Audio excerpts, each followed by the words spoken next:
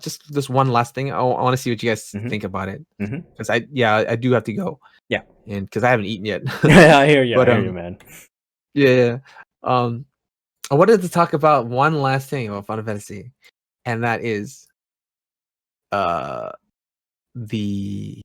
whole auditioning sequence or chapter for Tifa For Tifa being picked up and being part of that weird conspiracy with this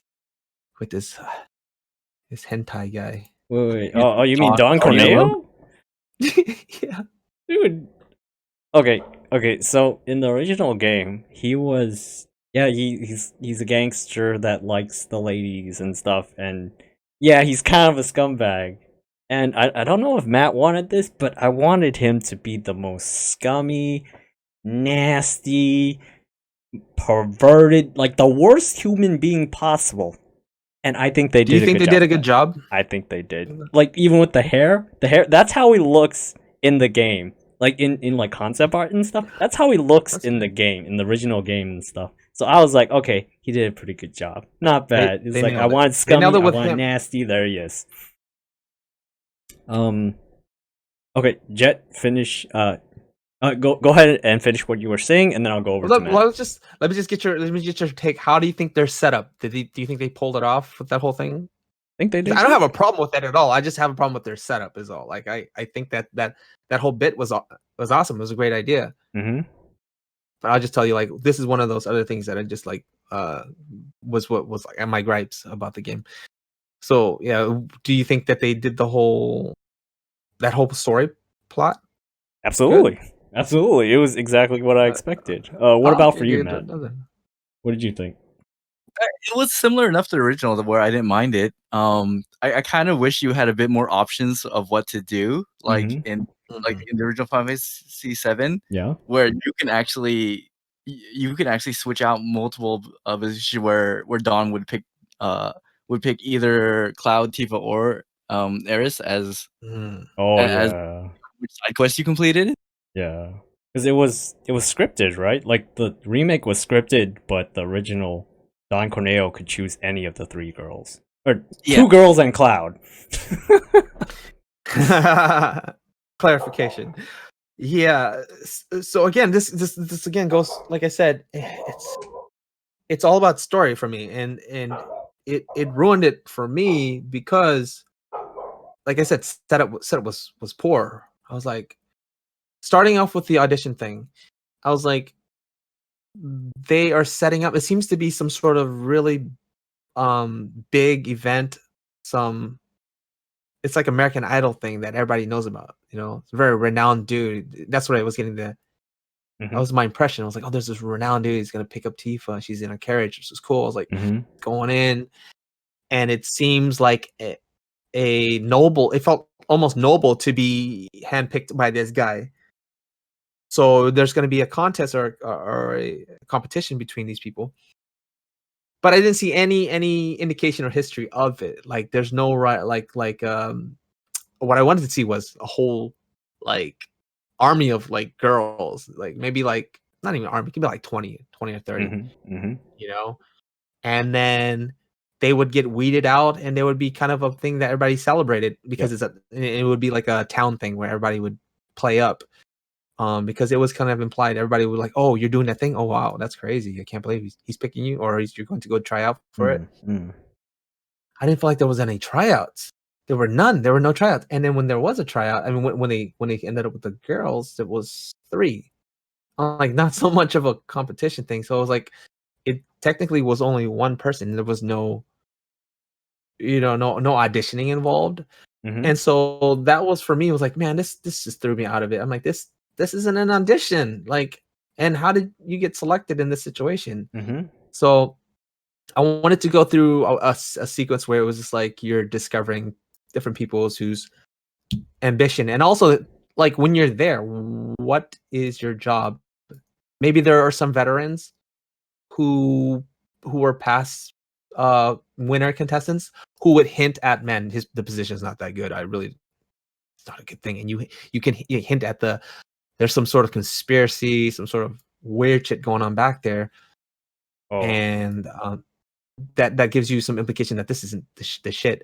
But on the face of it, it'll seem like a renowned establishment or competition that happens that everybody does and wants to be a part of, and what's the word, aspire to be. You want to be a part of it, respected, and that would have been like, oh yeah, this is great. And then they shatter it all, right? They're like, oh man, this guy's a fucking creep.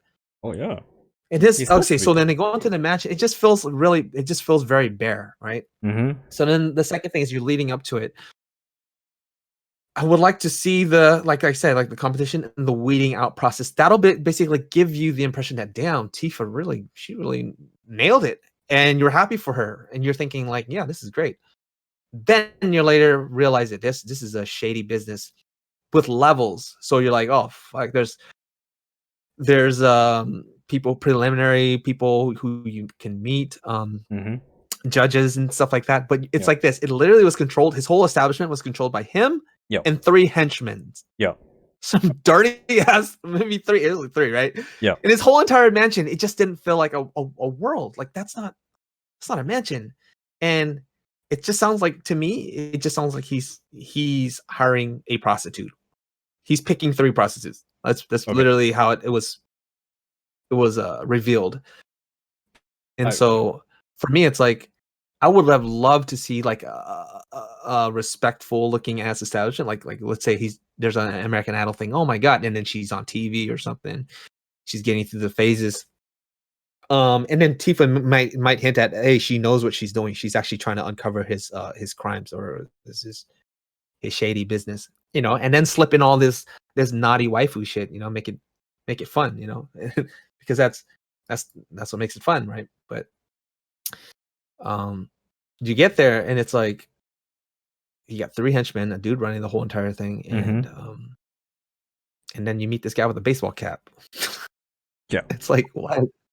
It just seems so bare. It's just like, it has the base, it has a story plot, it has a theme, but it wasn't, for me, just like fully fleshed out. Like it's so bare. Matt, do you have anything to say to that? Because I feel like I have like a lot of points to discuss, but I feel like you would do a better job. Oh, I was about to say, like, you have a much better first impression of Don Corneo than I ever did. Yeah. I would agree with that. Honestly, like when I first got to that scene, even in the original Final Fantasy VII, I was like, dude, this guy's a human trafficking piece of shit. Absolute scumbag. Immediately. No, I know. I knew that. I knew that. I mean, I thought so. I knew that was where it was going. But I mean, I'm just saying that's what I was asking for. Yeah. I mean, one of the big things too is that what was it?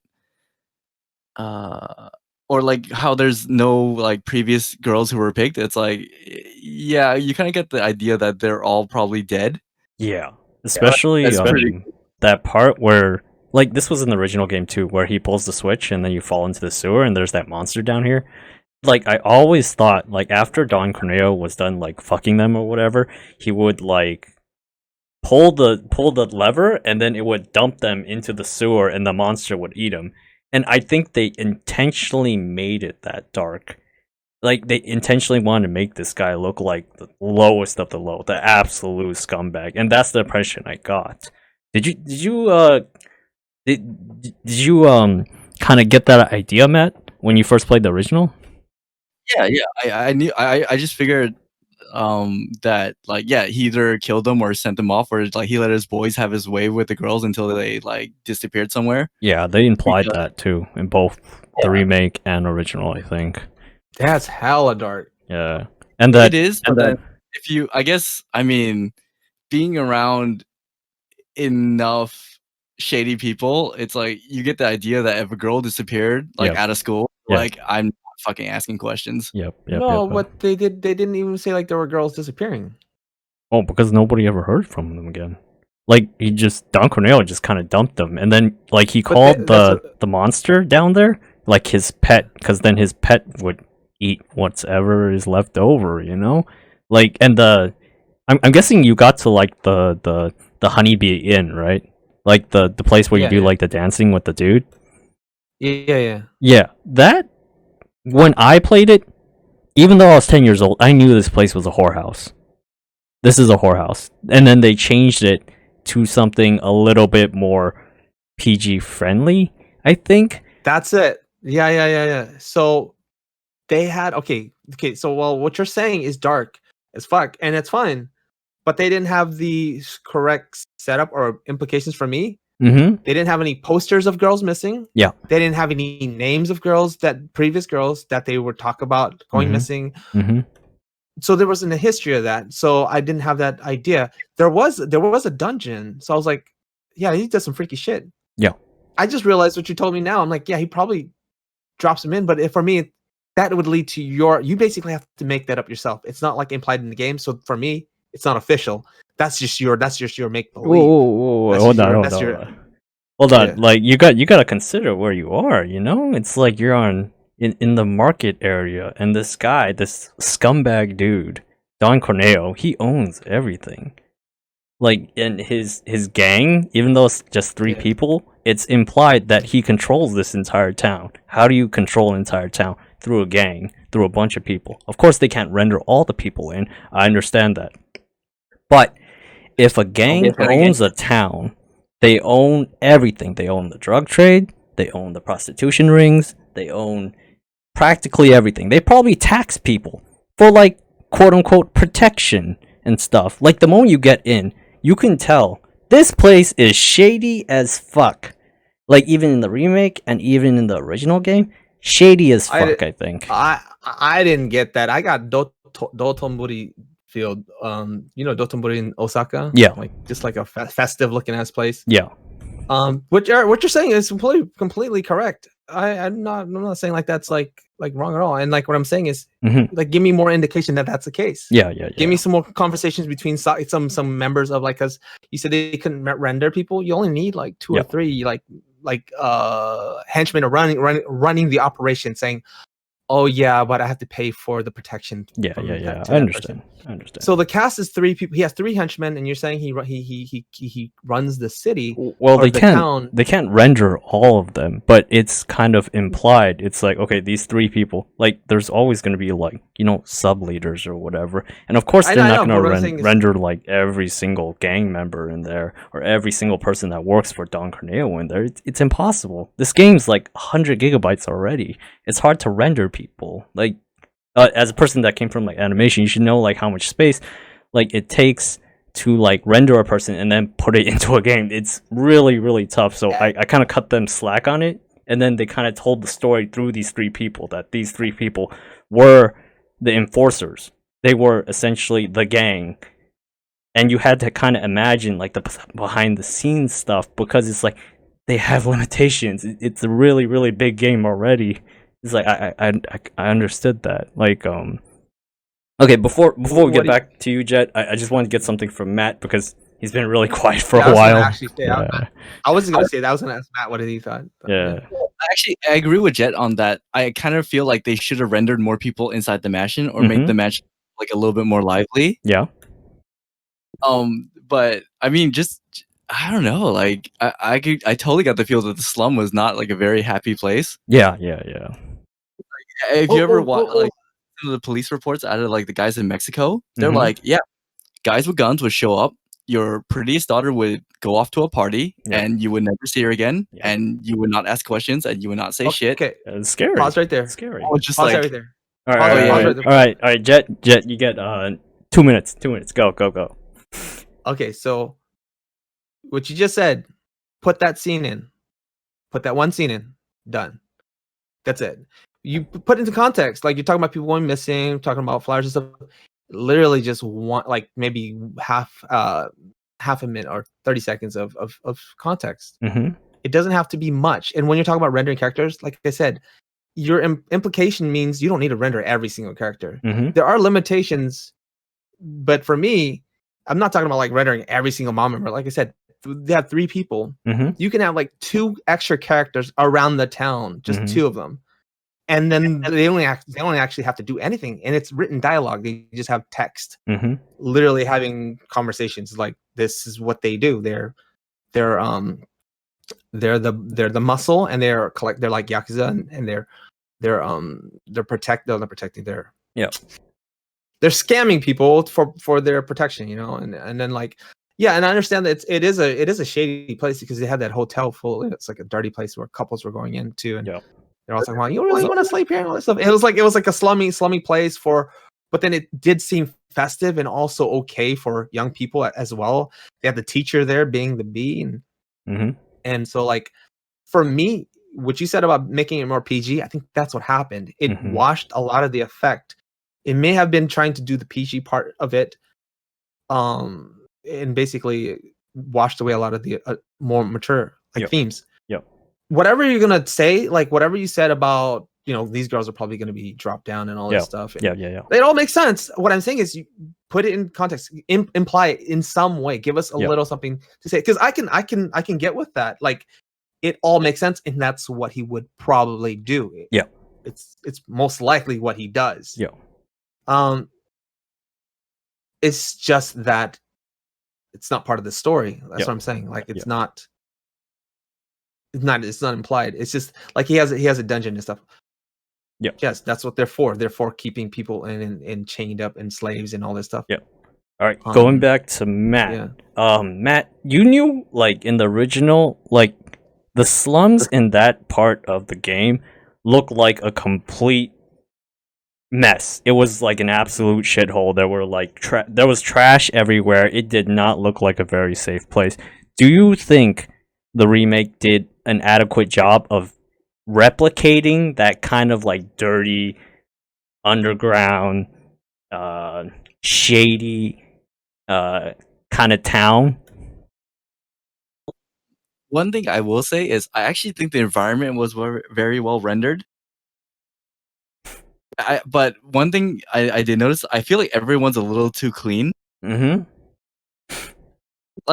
you gotta dirty up the people a little bit. That's how I feel. Yeah, I wanted to see some more bums or something, you know. Like, the kids look really well fed. That's all, you know. Like, kind of give me some starving kids, you know. Give me some parasites. Give me some disease. Make it a little bit slummier, right? Right. That's a great point too. Like, throw a skinny, starving kid somewhere, or 2 or 3 of them. Like, it seemed like a bunch of like a cool place to be. Like, I'd want to hang out there, man. Like, I'd go around eating, buying drinks there. There's a couple clubs. There's performers. It looked like a really fun, lively place in the remake. Like, that's my impression of it. It looked really polished. Like, but it did have moments of like not even moments. They had that one hotel where it's like a dirty hotel. Like, I wouldn't take my date here, kind of vibe. But that was it. Put some homeless people around. Really make it look like, damn, there's this nightlife going on, but there's a lot of suffering happening, and I didn't get the suffering part where, you know, so that's a part of it. And then, like I said, the whole pageant, it felt like she was set up for a pageant competition. And you're talking about the sacrifice and stuff. I'm like, oh shit, you're right. There is a drop door. There is a beast. That's what he does. That's fucking sick. But none of that story was built into it. You know what I'm saying? So it wasn't being told. So for me, it leaves to your imagination for sure. But it's like, man, like, just lay it out for me. I understand. Matt, did you have anything to add? That kind of covered the things, right? It's and those are my complaints about the slum. Like, come on, like, give me some mangy dogs or something, right? Like, these dogs. I've been to a slum. Like you don't want to stay around too long. Like, it's cool to walk around for a little bit. You don't want to stay around there too long. Yeah, especially at night, right? Yeah, no, especially.